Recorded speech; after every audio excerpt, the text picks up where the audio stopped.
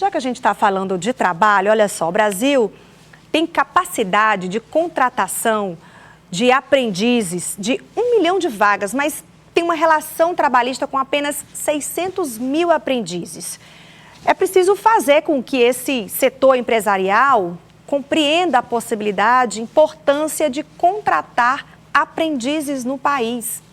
Vamos bater um papo agora com a auditora fiscal do trabalho, Thaís Arruth Lisboa, que está aqui em Teresina para um evento sobre segurança privada, mas discute muito sobre esse tema, né? Veio exatamente para trazer esse debate da Bahia, mas trabalha em Brasília e gentilmente cedeu o tempo dela, super corrido depois da palestra até aqui. Então, muito obrigada desde já, boa noite, seja bem-vinda. Boa noite, Aline. Eu que agradeço o convite e a gentileza de estar aqui com vocês hoje. Bom, a gente queria falar um pouco sobre esse contexto de inclusão dos mais jovens no mercado de trabalho.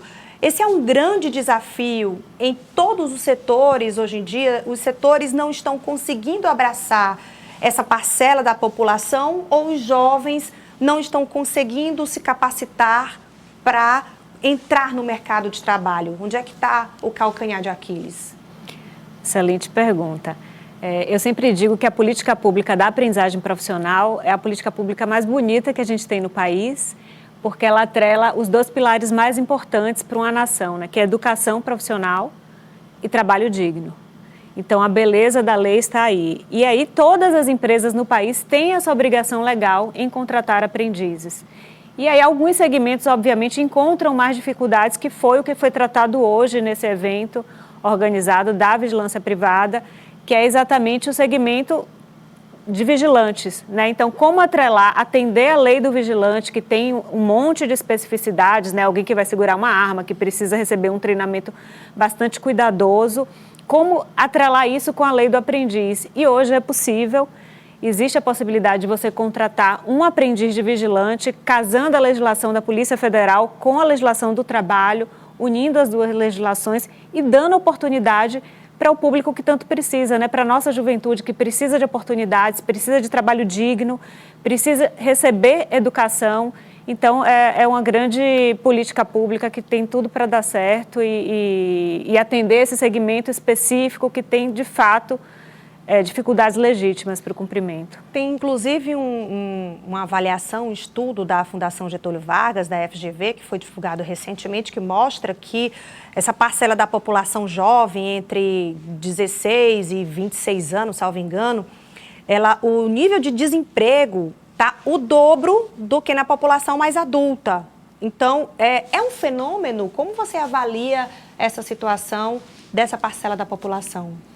É um fenômeno e que foi impactado, principalmente depois da pandemia, né? A juventude brasileira tem sofrido demais e por diversas mazelas que todos nós conhecemos, né? Então, muitas vezes a gente perde nossas crianças para o trabalho infantil, para o trabalho precoce, e aí quando ele abandona a escola, ele não recebe qualificação e aí, portanto, não consegue depois ingressar no mercado de trabalho formal. Então, essas dificuldades todas que a gente, né, enquanto brasileiro enfrenta, tem repercutido nisso. E a pandemia massificou isso, né, impactou muito mais forte esse público que ficou sem acesso à escola, né, todas aquelas dificuldades que a gente viveu naquele período.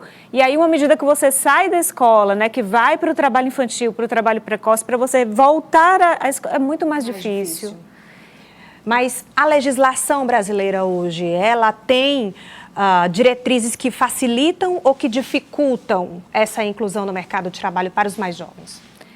Então, a política da aprendizagem, a aprendizagem profissional, ela tem esse viés importantíssimo, né? Por quê? Porque ela é um trabalho, então aquela pessoa contratada como aprendiz, ela recebe salário, já começa a contribuir para a Previdência Social, já recolhe FGTS, o empregador recolhe o FGTS, mas ao mesmo tempo ele recebe um salário para receber uma formação profissional.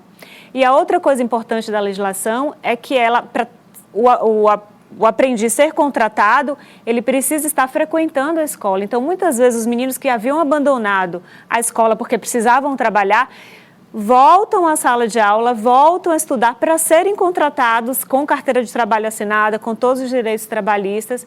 e aí sim, num trabalho digno, recebendo a formação profissional. Então, ela combate a evasão escolar, faz com que os alunos voltem a estudar, porque a condição de validade para ele ser contratado é que ele esteja estudando até que conclua o ensino médio. Sim. E aí ele é contratado para receber aquela formação profissional. Então, ele recebe salário para fazer a parte teórica e salário para depois executar a parte prática na empresa. A questão de escolas profissionalizantes, né, também que tem contraturno para fazer com que aqueles alunos eles tenham essa experiência, esse ensino mais profissionalizante. Isso também pode contribuir para que esses jovens também tenham contato mais cedo com essas experiências do trabalho? As escolas profissionalizantes, aí a gente tem que compatibilizar um pouco da legislação, porque a legislação da aprendizagem traz alguns requisitos, porque afinal de contas é um trabalhador, então tem todo um cuidado por trás, mas é possível. Então o grande desafio, por exemplo, com a reforma do ensino médio é compatibilizar as escolas de ensino regular, que tem hoje a possibilidade do 5º itinerário formativo, por exemplo, para fazer com que ele seja compatibilizado nas escolas. E aí é uma grande discussão que a gente está tendo nacionalmente para justamente unir ambas as legislações, tanto o ensino técnico, né, o ensino profissionalizante nas escolas regulares, unindo a lei da aprendizagem. Importante também que o mercado de trabalho, que as empresas, né, que os ambientes de trabalho se abram também para esse setor, que é uma força produtiva muito importante, né?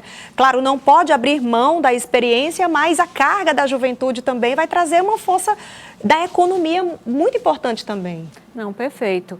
E é o que eu digo, infelizmente hoje o país está perdendo os nossos adolescentes e jovens para a violência, né? O tráfico está aí em todas as cidades brasileiras, né? Algumas mais, outras menos, mas a gente está aí.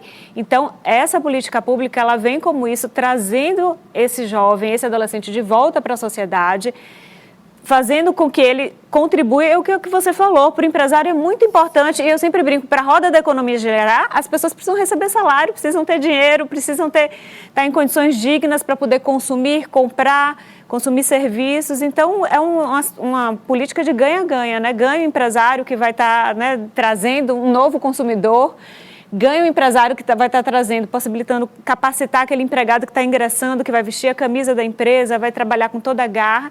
E, obviamente, ganha os nossos filhos, os nossos adolescentes brasileiros que vão ter uma oportunidade de trabalho digno. Muito bom esse nosso bate-papo, procuradora. Muito obrigada por ter vindo até aqui depois de uma longa tarde de palestra, uma viagem. Vai seguir hoje ainda para casa? Não, amanhã. Aproveita um pouquinho ainda de Teresina. Tá certo, pois aproveite. Muito obrigada. Seja sempre bem-vinda aqui ao Piauí, tá? Muito obrigada. Até a próxima. Até.